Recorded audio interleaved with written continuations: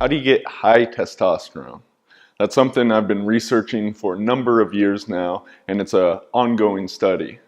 And according to my last blood test, I have fairly high testosterone, a 990 total testosterone, and good free testosterone as well. Now you might be thinking, oh, you're just a young guy, that's easy, right? Well, I don't know any other guys my age or otherwise that have testosterone that high, and nor did I always have this level of testosterone. I think I was born with less than normal, so it has been working at this that has helped me elevate it to that level. Anyway, I wanted to go over some of my top tips for testosterone. Obviously, there's a lot more in this, but I just thought of some of the top 5 things that you should be doing if you want better testosterone. The first one is to man up. And what I mean by this is testosterone starts with the right sort of attitude. Now you may be thinking that's woo-woo or just mindset or whatnot, but if you don't have this piece, you won't be able to follow through and do the other things. And our psychology directs our physiology, which directs the actual chemical reactions in our body, at least to some degree. This absolutely is true. Cuddy and the other people involved in that research showed that the power posing, having dominant manly postures, if you will, increase testosterone and decrease cortisol. Now, subsequent research hasn't all backed this up, but it's still, I think there's an important seed of truth in there. We can look at some other research that showed if you follow a sports team and that team wins, your testosterone goes up. If that team loses, your testosterone goes down. Why? Testosterone, it's about manliness, it's about winning, it's about doing all these things which are really important. So it starts with the right attitude. You have to have the manly attitude. I forget the name of the author right now, but I really liked one thing he talked about was the difference between being a good man and being good at being a man. These are two very different things, both valuable, but different things, and it's important to recognize that distinction. So, number 2, ditch the endocrine disrupting chemicals. The difficulty in having high testosterone, it's not really your fault. Well, it's partially your fault. That's part of manning up too, right? Taking responsibility for these things. But we have endocrine disrupting chemicals everywhere in the environment. It's coming from plastics. It's coming in our food via pesticides and all kinds of other chemicals they spray on them. It is coming in various skincare products, things like phthalates, which are anti-androgenic. So there's all these different pollutions. It's even in the air we breathe. BPA, bisphenol A, one of the things that's in plastic, has been found in the air, and you're absorbing it into your body that way. So you can't get rid of all this stuff. It's just plain everywhere, but you can do a whole lot to minimize it. Now there's also natural hormonal chemicals from the environment like phytoestrogens, right? Found in soy and flax and other foods. It's also in really common foods like apples. It's in tons and tons of foods. So after thinking about this for a long time, I realized that the phytoestrogens aren't the most important thing. You really need to be looking at these man-made chemicals, which oftentimes are far worse. Now, I don't recommend eating a whole bunch of soy.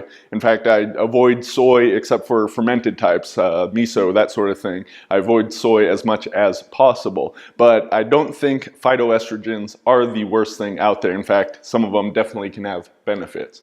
But you do need to get rid of the things found in municipal water supply, in conventional food, the vast majority of skincare products out there. You have to minimize this stuff if you want good testosterone. It is because of this that overall, the population as a whole, all men everywhere, testosterone is going down. And that's a horrible thing that could lead to some very bad effects down in the future.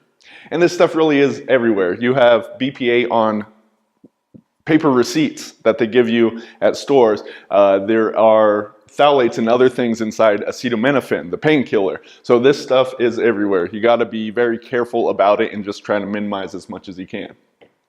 Number 3, get stronger. Strength training, right? But it's not just strength training. It really is getting stronger. You want to continually get stronger. So many people, they go to the gym, they do their workouts, and it's really about just going through motions, but I want you to get stronger. So lifting weights is a great way. If you don't have access to equipment, that doesn't have to stop you. Learn how to do body weight training. I'm a huge fan of that, and that can certainly get you stronger. When we're talking about training, strength training for testosterone, one of the big ideas is you want to feel better after it. So many people, their workouts drag them down into the ground. They leave them, if you are lying on the ground in a puddle of your own sweat and puke, then you are not improving your hormones. You are jacking up cortisol. You're adding more stress into your life, and that is limiting the testosterone. So you have to find the right balance with this. There certainly is a time to go hard, but that time is less than a lot of people think. Instead, you want to feel great after your workouts. You want to get stronger, understand progressive strength training, and that's going to support your testosterone in a lot of ways. Number 4, sleep well. Of course, this is common. Everyone knows about this. Everyone knows they probably should be sleeping more, but not enough people are doing it. And while the quantity of sleep is important, I want to point out that the quality of your sleep may be even more so. Doing the right kind of strength training certainly will support health. Everything else is going to support your sleep as well. One of the things that happens in sleep is growth hormone goes up. And growth hormone, they named it growth hormone because it shoots up in puberty, and that's one of the reasons that people grow, they get bigger, right? But more often than that, growth hormone is acting as a recovery, our repair hormone. So it goes up in sleep in order to repair the various things that happen throughout the day. One of the analogies I really like was testosterone is Batman, growth hormone is Robin. So these work together. They're both anabolic hormones. So we want both of these. You have to have deep, good quality sleep in order to have that spike in growth hormone. So that's really important. There are a whole bunch of things you can do in order to support your sleep. And it's really important because without the right quality sleep, it doesn't matter if you do anything else, you won't have good testosterone. So lastly, and of course I'm going to talk about this and throw this on there because of Lost Empire herbs, but different herbs.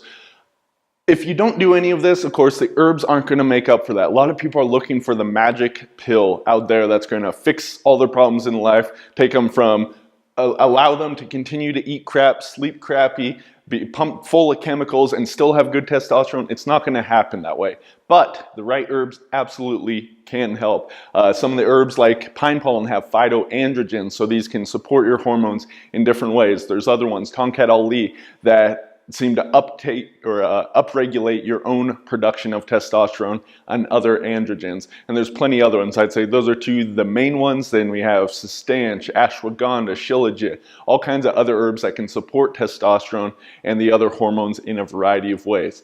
These can be great because you can feel better. It makes having the attitude better. There's herbs that help you sleep, that help you get stronger. So these things really do all work together, and that's the important thing. If you want good testosterone, it takes a holistic health program in order to get there. Sure, you can do these isolated things here and there, but overall having good testosterone as a man, that is your birthright, that is how it should be. So if you just live in a healthy way, which means living in a very much natural way, then that's going to help support your testosterone and the other hormones.